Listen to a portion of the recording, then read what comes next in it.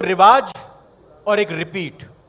BJP की तरफ से जहां कहा जा रहा है कि जो हर 5 साल में बीजेपी और कांग्रेस की सरकार आने का यहां पर रिवाज है वो कायम रहेगा, लेकिन वहीं कांग्रेस का यह कहना है कि गारंटियों के दम पर, राहत शिविर के दम पर इस बार रिवाज बदलेगा और सरकार रिपीट होगी। तो इस मुद्दे पर बात करने के लिए हमारे साथ बीजेपी प्रदेश अध्यक्ष सीपी जोशी जी मौजूद हैं। उनसे बेहतर कोई और व्यक्ति नहीं हो सकता। जोरदार तालियों के साथ सीपी जोशी जी, चित्तौड़गढ़ सांसद, बहुत बहुत स्वागत। सीपी जोशी जी, बहुत बहुत स्वागत न्यूज 18 के आपके हमारे इस मंच एजेंडा राजस्थान में। सर, आप मेवाड़ की धरती से आते हैं, चित्तौड़गढ़ से सांसद हैं, और राजस्थान में यह कहा जाता है विधानसभा चुनावों के संदर्भ में कि जो मेवाड़ को जीतता है वो राजस्थान में सरकार बनाता है, और ये रिवाज लगातार कायम रहा था। लेकिन पिछली बार बीजेपी ने मेवाड़ की 28 सीटों में से 15 सीटें जीती थी, लेकिन काम अधूरा रह गया था, सरकार बना नहीं पाए थे, वो रिवाज पिछली बार टूट गया था। तो कैसे लग रहा है कि इस बार का जो पिछली बार का आधा काम था, अधूरा काम था, वो इस बार पूरा होगा?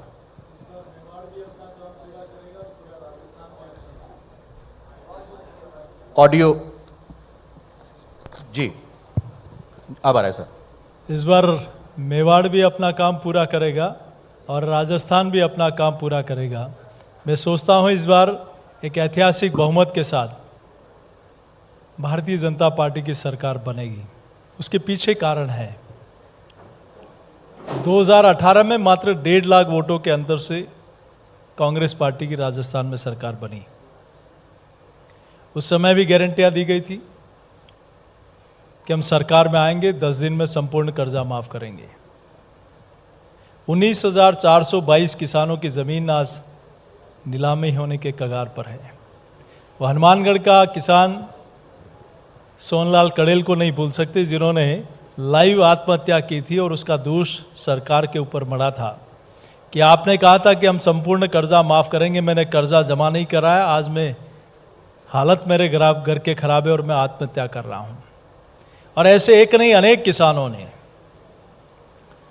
वो कन्हैयालाल पारीक चीख चीख कर कह रहा है कि पेपर लीक के कारण आज मैं सुसाइड कर रहा हूं, पिताजी मुझे माफ करना। और एक नहीं 19 बार पेपर लीक होना।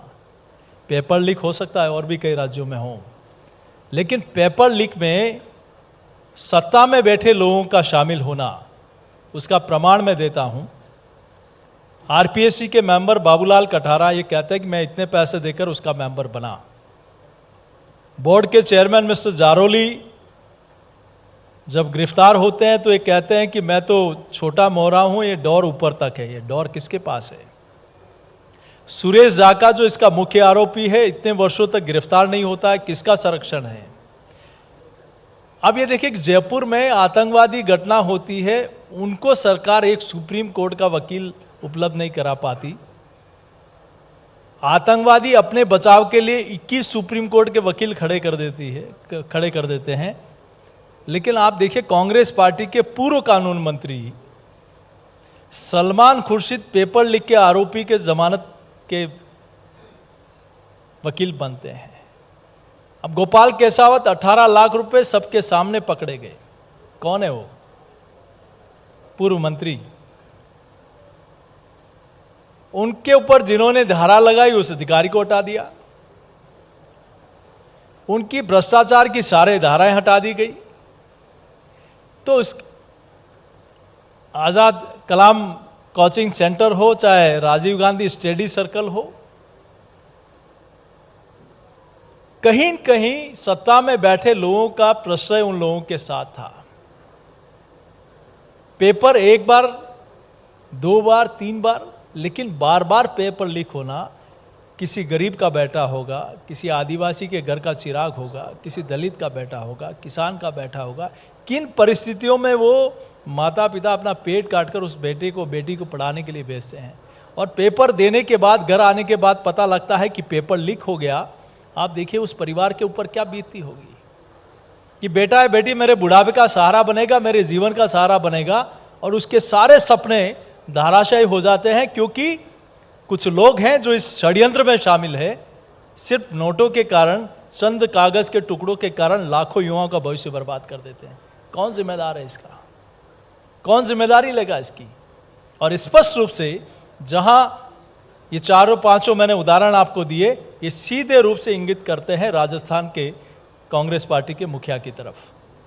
लेकिन इन बातों को लेकर यह कहा जाता है, जानने की इच्छा होती है कि बीजेपी के पास ऐसी कौन सी वॉशिंग मशीन है जिसमें दागदार के दाग धुल जाते हैं बीजेपी में आने के बाद। और यह भी आरोप लगते हैं कि जब चुनाव आते हैं वहां पर बीजेपी की तरफ से ईडी, आईटी और सीबीआई भेज दी जाती हैं। निकला अभी तक कुछ नहीं, अगर राजस्थान में यहां पर भेजी गई है ईडी को, आईटी को। ये दावे के साथ ये कांग्रेस की तरफ से कहा जा रहा है।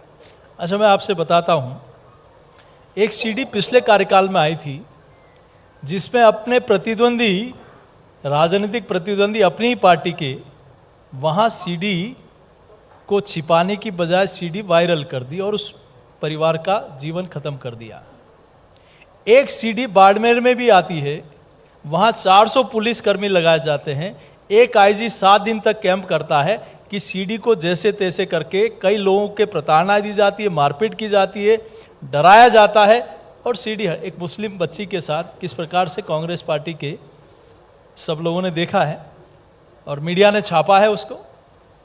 तो ये दोहरा चरित्र कैसा, एक तरफ सीडी छिपाते हो, दूसरी तरफ सीडी वायरल कराते हो।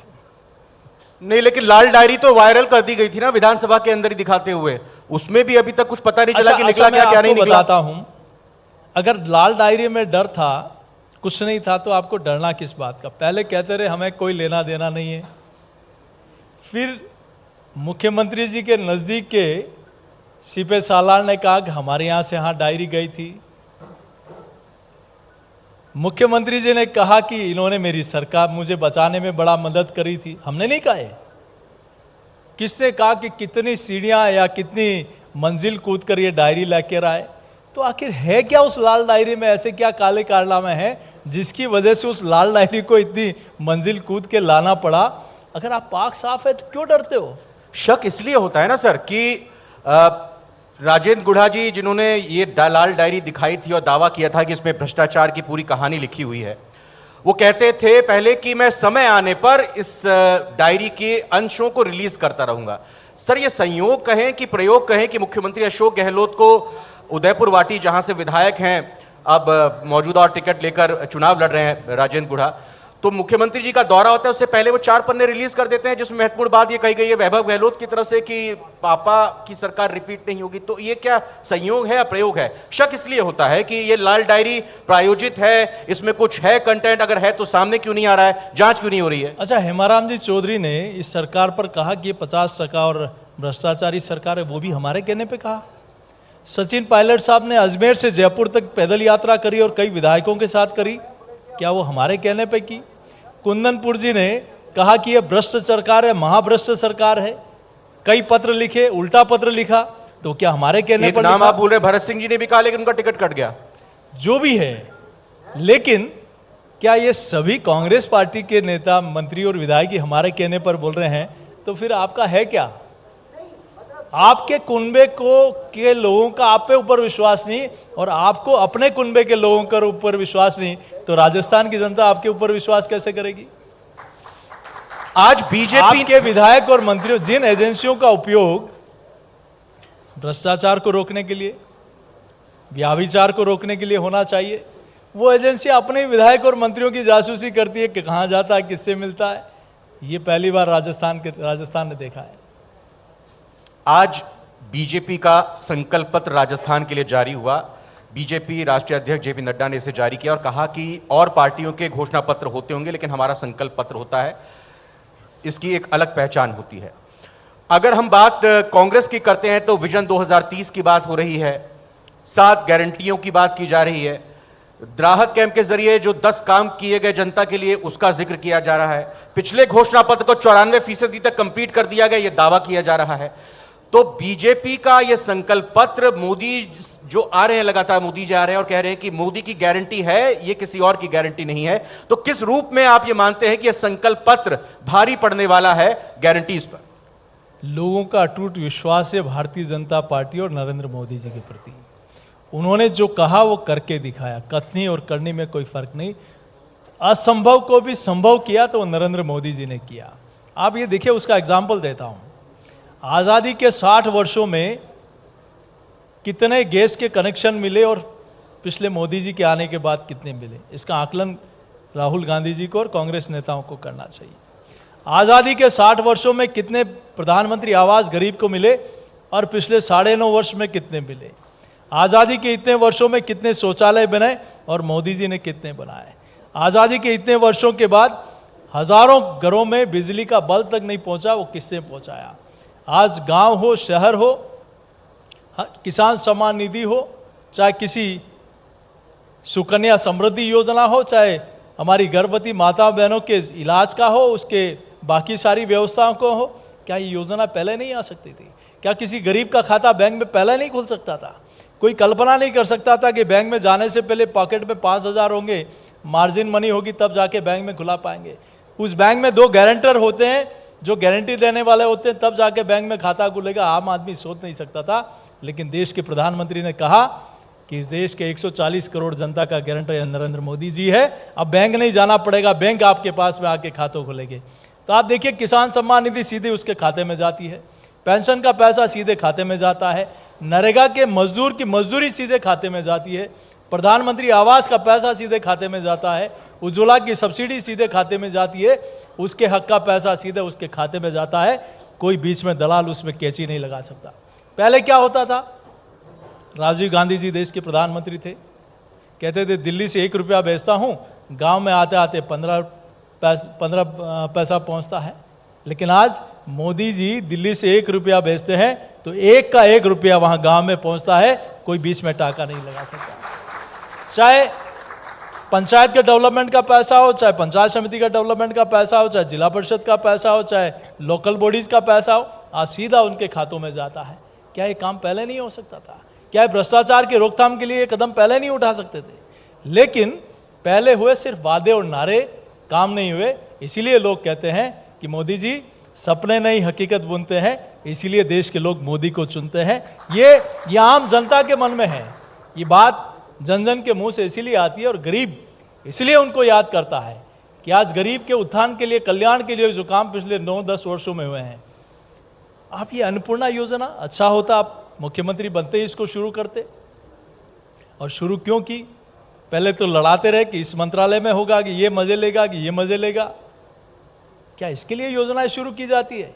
अच्छा होता इस कोविड के संकट में योजना लेके आते, ताकि उस गरीब के घर में चूल्हा नहीं जल रहा था, उस समय वो संकट के समय काम आता। उस समय कोई काम आया तो नरेंद्र मोदी जी की प्रधानमंत्री अन्न योजना काम आई, जिन्होंने कहा कि मैं हर घर में चुनावी मुद्दों की अगर बात करें, चुनावी मुद्दों की बात करें तो 2 महत्वपूर्ण मुद्दे जो बीजेपी इन चुनावों में कैंपेन में जोर शोर से उठा रही है, एक तुष्टीकरण और एक महिला सुरक्षा का मुद्दा।